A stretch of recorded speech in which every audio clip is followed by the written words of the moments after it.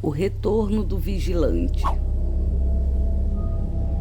O mistério de hoje começa em nossa primeira temporada de Mistérios Ararienses. O início em 2016, nos contos O Mistério da Antiga Cotonhiere e O Peregrino das Estrelas, se o ouvinte quiser entender melhor o ponto de onde vamos começar esta história.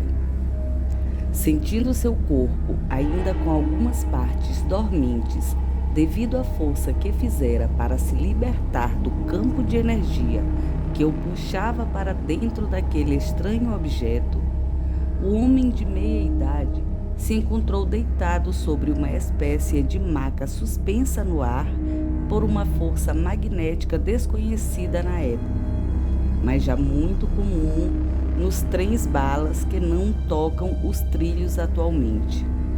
Isso sem falar dos carros voadores que já estão em produção por todo o mundo. Ele se sentou na maca e ainda testou sua resistência à gravidade, que parecia ser igual à terra firme. Colocou a mão em seu bolso direito para confirmar que realmente jogara para o sacerdote o objeto que encontrara na noite anterior, quando se deu o primeiro fenômeno na Cotonhiere.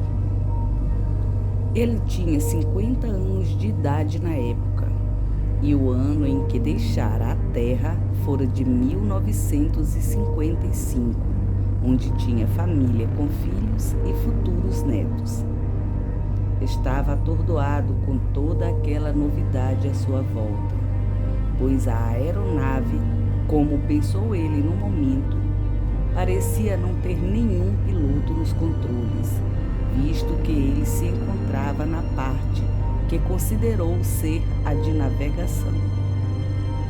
De repente, uma porta em formato hexagonal se abriu, revelando seres parecidos com humanos, em trajes como os de astronauta, só que com capacetes mais aderentes ao formato de sua cabeça, além da cor extremamente cinza esverdeado dos trajes, o que deu a impressão de serem criaturas extraterrestres.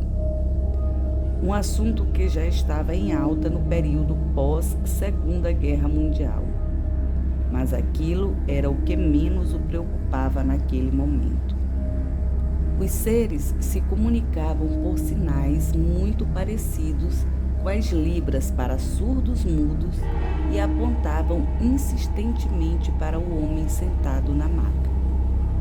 Em um dado momento, um dos seres apontou uma espécie de laser para a cabeça do passageiro, e este então desmaiou, como que atingido por uma bala.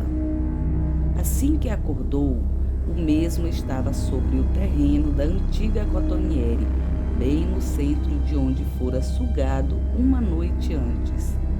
Só que havia algo de diferente no local, pois o prédio estava totalmente renovado e pessoas o observavam espantadas do alto e também em filas no interior do prédio.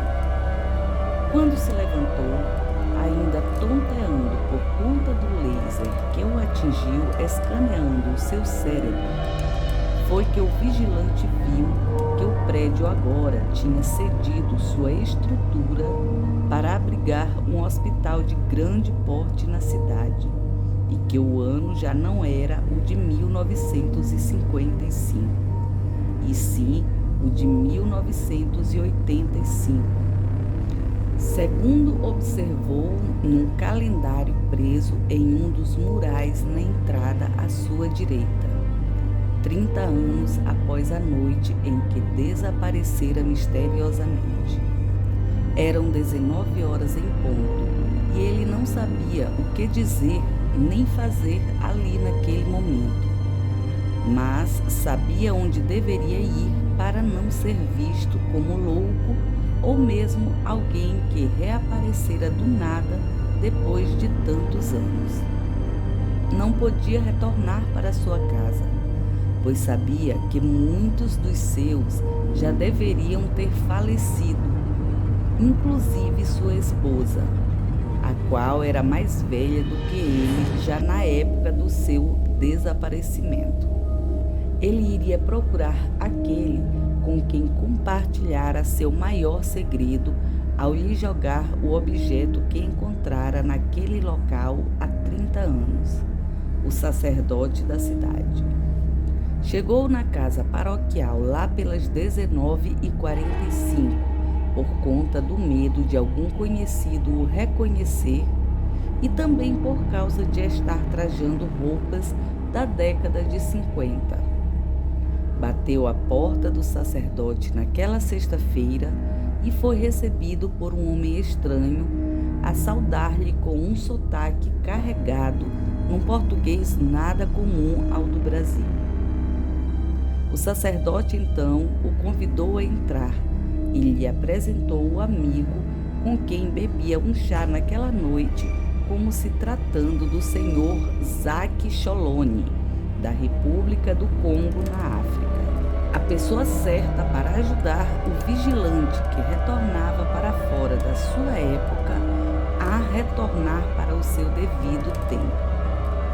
O restante da noite foi de descobertas ainda mais interessantes para todos e do início de uma aventura ainda mais fascinante a se desenrolar. O certo é que depois de tudo, o vigilante retornou ao seu tempo e aos seus, retornando ainda no dia seguinte, já em seu tempo devido minuto, depois de ter partido para agradecer ao sacerdote e ao seu novo amigo.